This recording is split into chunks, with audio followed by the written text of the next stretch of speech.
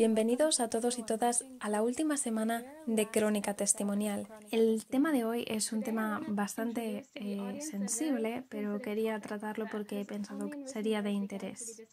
Y ese tema es el abuso hacia los derechos del niño. Especialmente y en particular quiero hablar hoy de los niños soldado.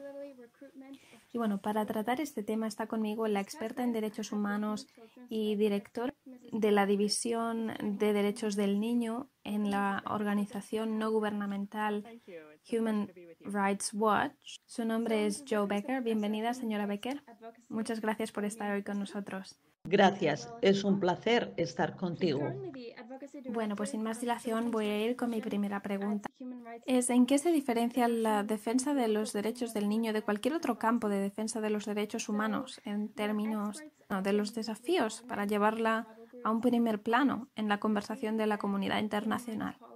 Bueno, esa es una buena pregunta. Creo que los niños son diferentes de varias maneras. Unas que son más vulnerables a los abusos debido a su corta edad y su inmadurez. Así, lamentablemente, los adultos a menudo intentan aprovecharse de los niños. Y el hecho de que son más susceptibles a la explotación o manipulación. Entonces vemos que los empleadores contratan niños y mano de obra infantil porque pueden pagarles menos. O los comandantes y las fuerzas militares reclutan niños porque pueden manipularlos y para que luchen más fácilmente que los adultos. Por supuesto, hay una epidemia mundial de explotación sexual de niños y luego al mismo tiempo los niños no votan y tienen poco acceso a los legisladores para pedir cambios por ellos. Esto hace que sea todavía más importante para el movimiento de derechos humanos hablar por ellos y defenderlos. Entonces, ¿qué es lo que ha aprendido personalmente a lo largo de su carrera sobre el potencial de cambio que tiene la defensa de los derechos humanos? ¿Y cuáles son algunos de los cambios que ha visto en términos de derechos del niño que le ha motivado a seguir adelante en su lucha por el cambio? Sí, bueno, he trabajado a favor de los derechos del niño durante casi 23 años y en realidad es un campo dinámico y todavía tenemos muchos desafíos, pero también hemos visto mucho progreso. Entonces, un ejemplo es que hasta la pandemia de la COVID-19 hubo un gran progreso en la reducción del trabajo infantil en todo el mundo. Desde el 2000 al 2016, las tasas de trabajo infantil se redujeron en casi un 40%. Esto es casi 100 millones de niños que fueron sacados de situaciones de trabajo infantil y al mismo tiempo los gobiernos han hecho un mejor trabajo para asegurarse de que los niños puedan disfrutar de su derecho a la educación. La matriculación en las escuelas ha aumentado casi 100 millones en los últimos 20 años y cuando comencé a trabajar en los derechos del niño, el primer tema en el que comencé a hacerlo fue en el reclutamiento y el uso de los niños soldados en conflictos armados. Uno de los grandes avances que hemos visto es que la ONU adoptó un tratado sobre niños soldados que ha sido ratificado por 170 países. Hemos visto que muchos de estos países cambian sus leyes, cambian las políticas y algunos que utilizaban niños soldados ya no lo hacen. Así que son ese tipo de avances que ya sabes, logros que nos animan a seguir haciendo este tipo de trabajo. El último informe publicado por el secretario general de la ONU documenta horribles vulneraciones contra los niños en el noreste de Nigeria perpetradas por Boko Haram, así como otras fuerzas insurgentes. Estos incluyen casos verificados de reclutamiento militar, secuestros y violencia sexual. ¿Podría darnos una breve descripción de la complejidad del contexto militar y político que se vive ahora en Nigeria? Y también, ¿cuál es el papel de los niños en los conflictos armados en algunas áreas del país? Sí, en el noroeste de Nigeria ha habido un conflicto terrible desde aproximadamente el 2009 y en el ojo del huracán está Boko Haram. Boko Haram significa la educación occidental está prohibida y, por supuesto, han atacado de forma deliberada escuelas y maestros y han destruido alrededor de 1.500 escuelas en el noroeste de Nigeria. Como parte de su programa, ha habido más de 40.000 personas muertas durante este conflicto y más de 2 millones de personas han sido expulsadas de sus hogares. Boko Haram ha reclutado al menos a 8.000 niños, probablemente más. A menudo obligan a las niñas a casarse con sus comandantes. Hacen que los niños se unan a la lucha y lamentablemente obligan a muchos a cometer atentados suicidas. Es realmente horrible. Por otro lado, el gobierno también ha cometido abusos. Has mencionado las fuerzas civiles. Es una especie de grupo promilitar que hasta hace unos años también estaba reclutando niños soldados. Y el gobierno ha sido responsable de asesinatos ilegales y torturas. Ha arrestado a miles de personas en el noroeste como presuntos miembros de Boko Haram, incluidos muchos niños. Niños y adultos han sido detenidos en cárceles militares realmente horribles. Al menos 3.000 niños han sido detenidos. Hace 2 años fui a Nigeria y conocí varios de estos. Los entrevisté sobre sus experiencias. Y conocí a niños que solo tenían 10 años, que habían sido detenidos cuando tenían 5. Claramente, un niño de 5 años no tiene una relación consciente con Boko Haram. Así que lamentablemente muchos de estos estaban detenidos sin ningún tipo de prueba. Entonces, ¿cuál es el papel de estos niños? ¿Por qué es importante el reclutamiento de niños soldado para estos diferentes grupos, incluido Boko Haram? Hay varias razones en el caso de grupos extremistas armados como Boko Haram que no reciben mucho apoyo de la población adulta. Por eso recurren al reclutamiento o secuestro forzoso de niños solo para atraer más luchadores en sus filas. Ese fue ciertamente el caso con el ejército de resistencia del Señor en el norte de Uganda. Hay algunas estimaciones hace años de que el 90% de sus combatientes fueron reclutados por la fuerza cuando eran pequeños. Un segundo elemento es simplemente la naturaleza de los niños. Los niños son jóvenes, son impresionables, son fácilmente manipulables y entonces pueden estar más dispuestos a seguir las órdenes de los adultos. Es posible que se intimiden más fácilmente, que se les lave el cerebro con más facilidad.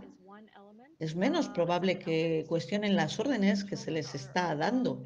Y eso ha sido un gran motivador para que muchos grupos armados recluten niños. A menudo los ven como carne de cañón. No los valoran tanto como a sus tropas adultas y a veces los usan para los roles más peligrosos, enviándolos al frente de combate. En años recientes, el Consejo de Seguridad de la ONU ha llevado a cabo diversas investigaciones que han documentado las atrocidades a las que se exponen los niños en áreas de conflicto, y esto incluye ser retenidos en prisiones militares debido a supuestos vínculos con Boko Haram. ¿Podría explicarnos cuáles son las condiciones a las que se enfrentan estos niños en esas prisiones? ¿Qué es lo que hace el Consejo de Seguridad de la ONU para monitorizar las vulneraciones de derechos del niño en áreas de conflicto, así como para asegurarse de que los cambios necesarios son implementados? Esta es una buena pregunta si hemos visto una tendencia realmente inquietante en los últimos años con un aumento significativo de niños detenidos por sospecha de participación en grupos armados. Esto es realmente contrario a lo que dice la ley internacional, y es que estos niños han sido reclutados en violación de sus derechos. Están siendo explotados y deberían ser tratados como víctimas, no perpetradores. Lo que realmente necesitan es rehabilitación, educación y ayuda para regresar a sus comunidades. Pero en cambio, especialmente en contextos donde los grupos armados están siendo designados como terroristas o extremistas, vemos a los niños que son tratados como criminales. Por ejemplo, en el noroeste de Nigeria, miles de niños han sido arrestados y detenidos en una prisión militar. Me entrevisté con algunos de ellos y se describían condiciones realmente horribles.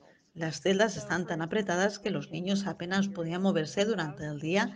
Describían un calor abrumador y solo un hedor abrumador por falta de saneamiento, ausencia de actividades. Muchos dijeron que no tenían contacto con sus familias, ningún contacto con abogados. No tenían ni idea cuánto tiempo pasaría antes de que salieran. Es una situación desesperada y en algunos casos el gobierno los retuvo simplemente porque venían de áreas donde Boko Haram había estado activo. Muchas veces los niños eran detenidos simplemente cuando huían. Afortunadamente, el gobierno ha liberado a muchos de estos, pero no permiten el acceso de las Naciones Unidas para verificar si todavía están en prisión militar o cuál es la situación actual. Lamentablemente, es una situación que vemos en todo el mundo. En Afganistán, por ejemplo, se detuvo a niños porque se sospechaba que eran parte de los talibanes. O en Irak, se ha detenido e incluso procesado a niños por su presunta participación en ISIS. Y esto es algo que el Consejo de Seguridad de la ONU está observando, recopilando información sobre detenciones. El secretario general de la ONU ha estado informando sobre ello y tanto el secretario general como el Consejo de Seguridad de esta organización han pedido a los países que no detengan a los niños por asociación con grupos armados y en su lugar les brinden ayuda para reintegrarse a sus comunidades y volver a la escuela y realmente tratarlos como víctimas y no como criminales. ¿Podría explicar qué es la lista de la vergüenza y cuál es su importancia en el ámbito de derechos del niño? Hace unos 20 años, el Consejo de Seguridad reconoció que los abusos contra los niños en situaciones de conflicto armado eran graves y una amenaza para la paz y la seguridad internacional.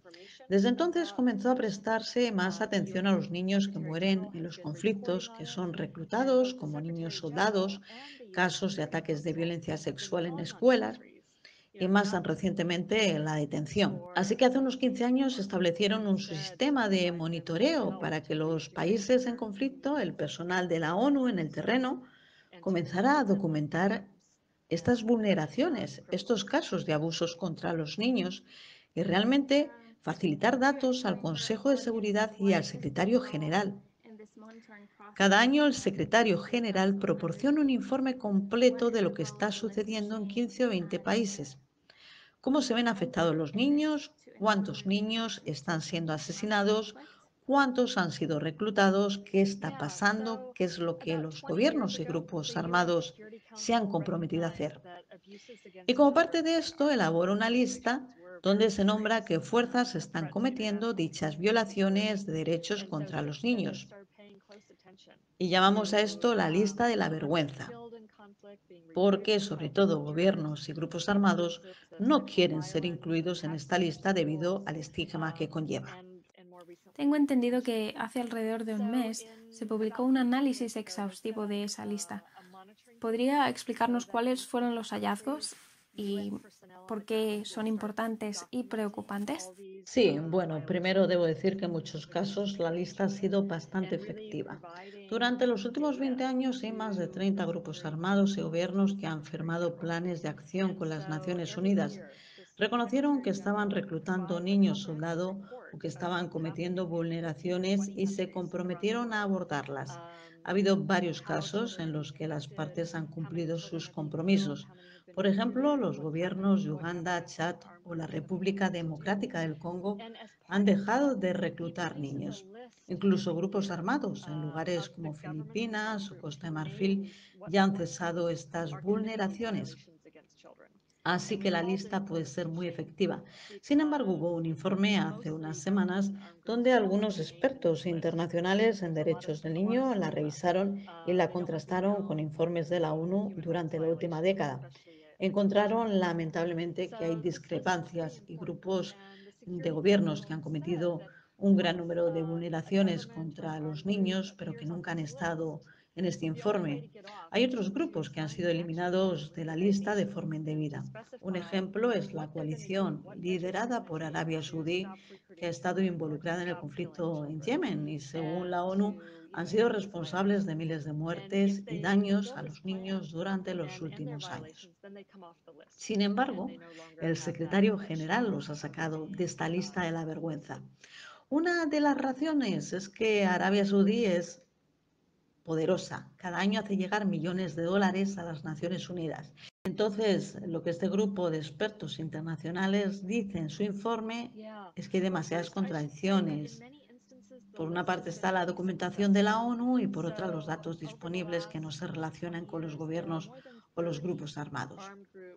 Esta lista no va a ser efectiva si las entidades poderosas o aquellas que tienen un trato preferencial no son tratadas de forma igual. Y si cometen vulneraciones, la forma de salir es terminar con el reclutamiento de niños o dejar de matarlos en lugar de intentar presionar al secretario general. Pues ya para concluir, ¿qué diría usted que ha salido a la luz a raíz de la crisis del COVID-19 en relación con la importancia que se le da en la agenda internacional a los derechos de los niños y en particular los niños soldado? Pues creo que la pandemia ha puesto de relieve una realidad que ya existía y el trato que se les da a estos niños en la sociedad. Por un lado, es cierto que se han visto menos afectados por el virus, así que hay cierta tendencia a pensar que están en una situación favorable. Pero como sabrás, los cierres de colegios han tenido una repercusión enorme, ya que más del 90% de la población infantil mundial se ha visto obligada a dejar las aulas. Estamos hablando de 1,4 billones de niños y muchos llevan sin ir a la escuela más de un año. Dicha situación ha revelado el alcance de las disparidades entre los niños más pobres y los más pudientes. Ya sabes, muchos millones de niños a nivel mundial no tienen acceso a Internet, ni siquiera tienen electricidad, así que seguir con los deberes escolares les ha sido imposible y cada vez quedan más rezagados. Un proyecto en el que estoy trabajando se centra en cómo la pandemia de la COVID-19 está resultando en un aumento del trabajo infantil a nivel mundial, ya que los niños sienten una enorme presión por contribuir a la maltrecha economía familiar. Lo que se teme es que muchos de estos, una vez empiecen a trabajar, puede que no regresen ya a la escuela. Algunos trabajos son claramente peligrosos, por lo que arriesgan su salud, así como también la educación. Por lo tanto, la pandemia está revirtiendo parte del progreso de los últimos 20 años en materia de trabajo infantil. Tengo entendido que hay informes que parecen indicar que la población infantil penitenciaria ha sido de las más grandes olvidados en esta crisis de pandemia por muchos gobiernos. ¿Podrías explicar cuál es la situación que viven los niños soldado encarcelados en prisiones militares, especialmente en estas circunstancias? Sí, realmente es una buena pregunta. Al comienzo de la pandemia, los gobiernos empezaron a darse cuenta de los riesgos que corría la población penitenciaria, ya que no es fácil guardar distancias. Pero algo que como expertos hemos notado es que si bien en muchos países algunos prisioneros adultos de bajo riesgo fueron puestos en libertad, este no es el caso de los niños, particularmente los vinculados con grupos armados. Un ejemplo claro es Afganistán, donde miles de presos han sido liberados, pero no en el caso de los niños vinculados a los talibán. En resumen, la situación de los niños en estas prisiones es todavía peor que antes, ya que debido a las restricciones sufren condiciones de práctico régimen de aislamiento o pierden el acceso a la educación si la recibían. Así que no solo no se les pone en libertad, sino que su situación ha empeorado. Realmente este es un aspecto que debemos considerar de forma definitiva. Pues agradecerle muchísimo que nos haya dado su tiempo y que nos haya compartido su experiencia. Y bueno, muchísimas gracias por todo lo que hace. Encantada y muchas gracias por tu interés. Bueno, amigos y amigas de CIE Radio, ha sido un placer estar con todos vosotros y vosotras en estas 2 temporadas de Crónica Testimonial. Esperamos que os haya gustado la programación y aquí me despido. Muchas gracias.